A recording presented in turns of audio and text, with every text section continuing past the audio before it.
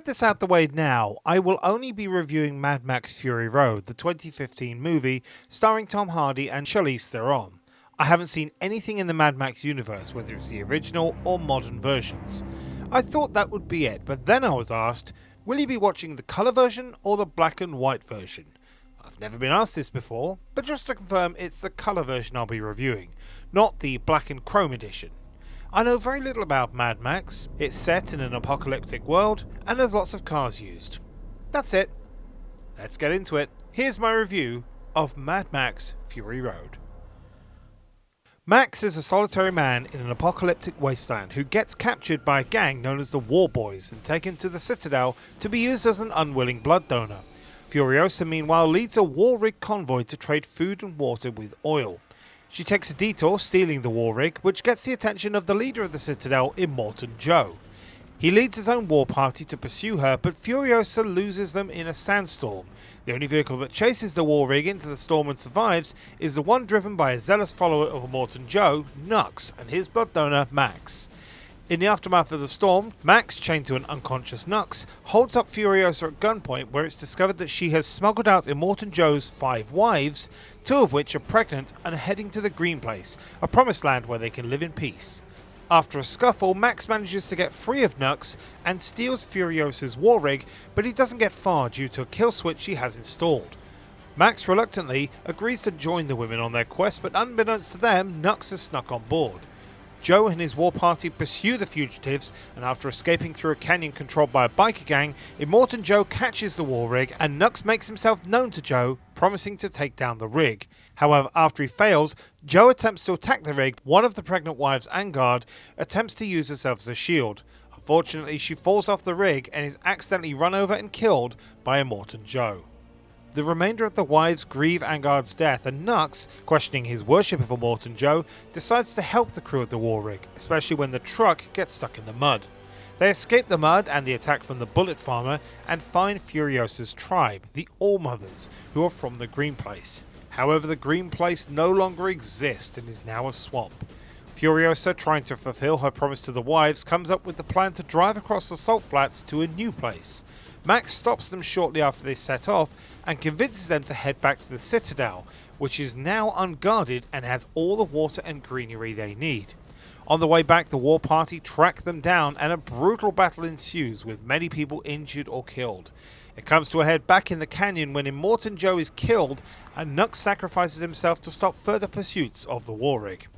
Max, Furiosa and the remaining wives arrive at the Citadel and show that Immortan Joe is dead. The film ends with Furiosa letting the water flow onto the Citadel's population and Max heading on his own way. Mad Max is a lot deeper than it looks. The absolute base of the story is about Furiosa and Immortan Joe's wives searching for a promised land, and as a story, it does the job well. What makes Mad Max more interesting is the world building, which when done right can get you invested a lot more in the story, and when done too much, can alienate you. I feel Mad Max is the latter, as there is a lot to take in. What happened to the world? How did Furiosa arrange for this mission to rescue the wives? What is the deal with Max and the hallucinations of his dead family? Why do the war boys spray themselves in the mouth with chrome when sacrificing themselves? These and many more questions remain unanswered. For the first 15 minutes, I was praising the film for its world building, but then too much was added, meaning I kind of lost interest. That being said, some aspects are glossed over, such as certain characters needing breathing apparatus and a disease which the war boys have. The one thing though that makes me scratch my head until it's bloody and raw is a throwaway line when someone says to Max, "I thought you weren't insane anymore."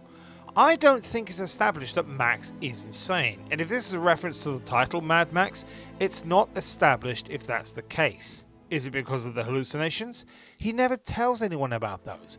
It's maddening. I wonder if this is because it's the 4th film in the series.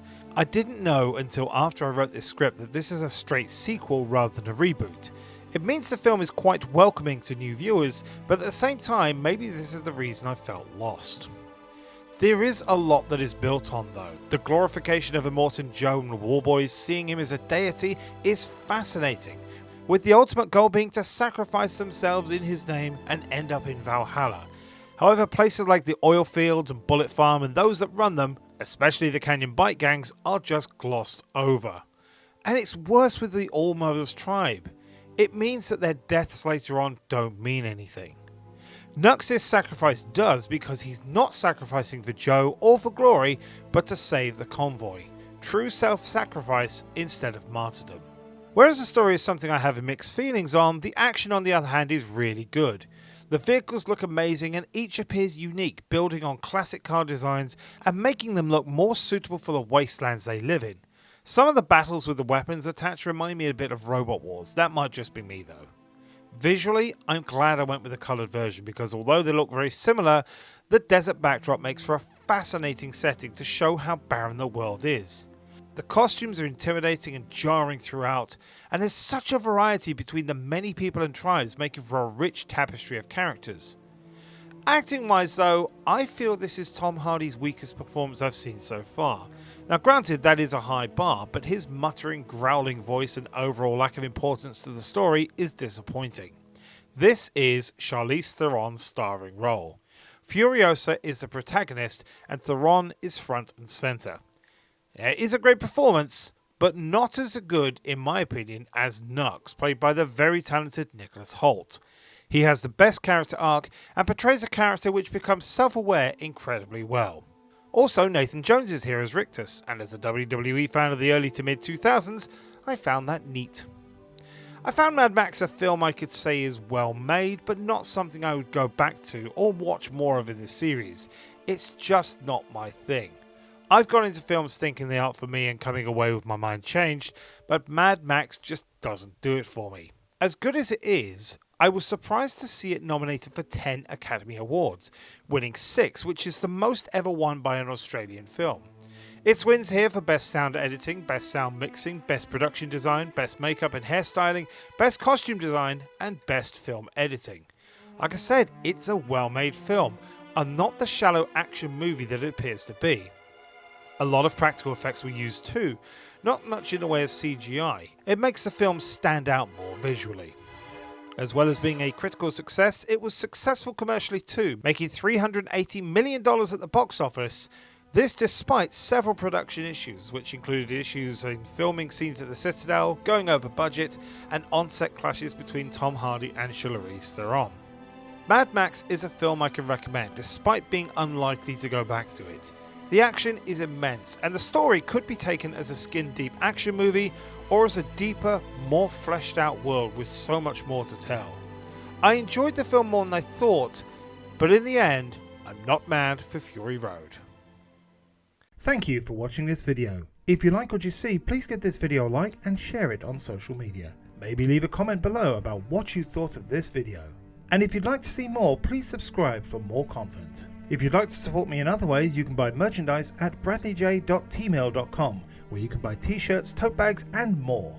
Or you can become a Patreon at www.patreon.com/BradleyJVoices for just £1 a month. Coming up next for the Film Review Open Challenge is Love Actually. For now though, thank you very much for watching.